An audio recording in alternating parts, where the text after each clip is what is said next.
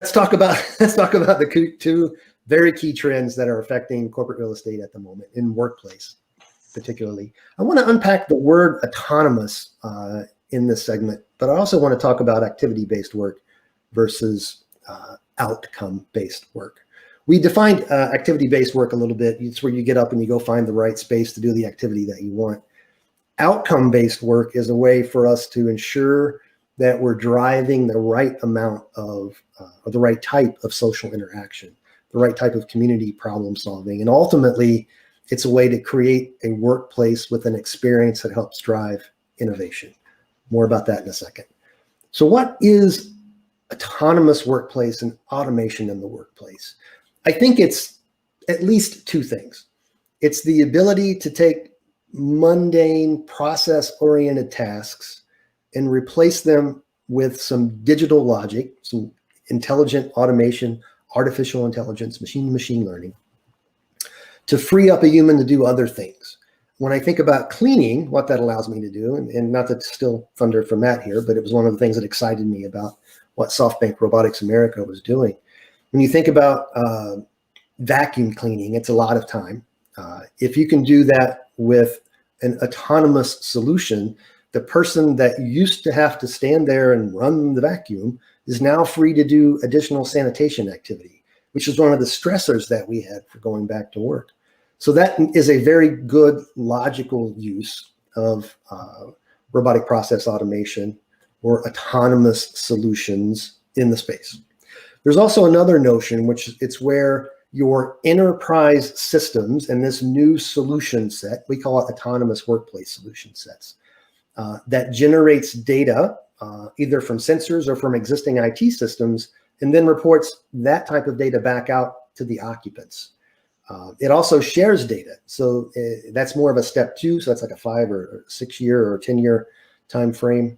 And the intent of an autonomous workplace is it takes the action or the necessity for the occupants to reconfigure the space from a technology perspective. I shouldn't have to go in the room and spend 35 minutes figuring out how to get the video conferencing system going so that I can bring in my remote teams. That needs to be something which is just absolutely seamless, like I have at home, right? When I'm at home and I want to broadcast my phone to my TV, it takes me like a second. I got a Samsung TV and a Samsung phone. I hit a button and it's just on there. It can be that easy in the enterprise, but we have to plan for it. So let me step back for a second and ask you guys your thoughts on what autonomous workplace means to you. Matt, let me go to you first. Yeah, I think this is it's interesting, right? Because I think that there's a couple sides of this. There's like what you were mentioning, James, in terms of automating specific tasks or not having someone do that work. I think there's also, so it all comes down to a few different things, right? I think at the end product is creating an efficient workplace. It's creating a safe workplace. But I think the other side of that is proving it, right? So, and when you don't have, like, I'll use vacuuming because it's the easiest example, right? A lot of times, so people are concerned with the cleanliness of anything, right? I mean, I go to the store and then I've got hand sanitizer. Everyone is making sure that they're clean, but how do you know, right? Like, how do you know that it's clean? How do you certify that? How do you know that it's safe? And so, that's, for my world, it's expanding areas. So, vacuuming, cleaning, sanitization, changing air filters, these are all part of the norm right now. In fact, it's probably doubled, tripled, quadrupled in terms of how those things are done. Are they automated always? Not really. What is the perception of clean? What is the perception of safety?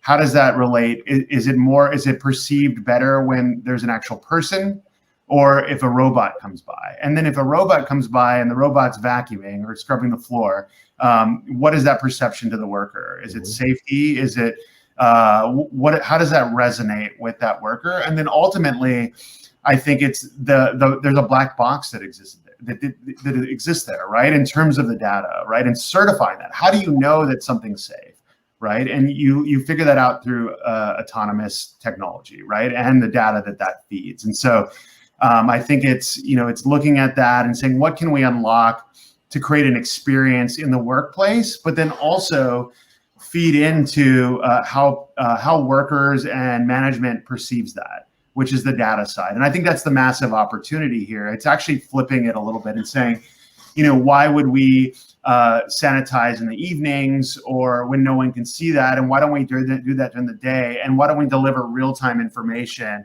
around the cleanliness and the safety of a facility and deliver that to our employees and deliver that to management so they have that information in real time along with everything else. They're getting metrics around everything else in their business as it relates to the operations. Why shouldn't that be part of that? So I think you have the automation of labor. I think you have a paradigm shift in terms of how that labor should be executed. And maybe it's not a human, maybe it's a autonomous technology doing that. And then the data element that plays into that. And all of that together is the experience, right? You're generating that experience. It's what they see, and then it's the information that they get.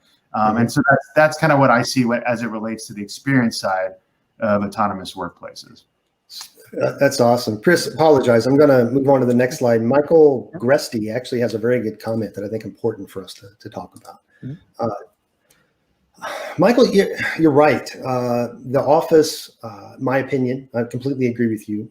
The office as we know it and the demand for office space will probably almost certainly be less as we move forward.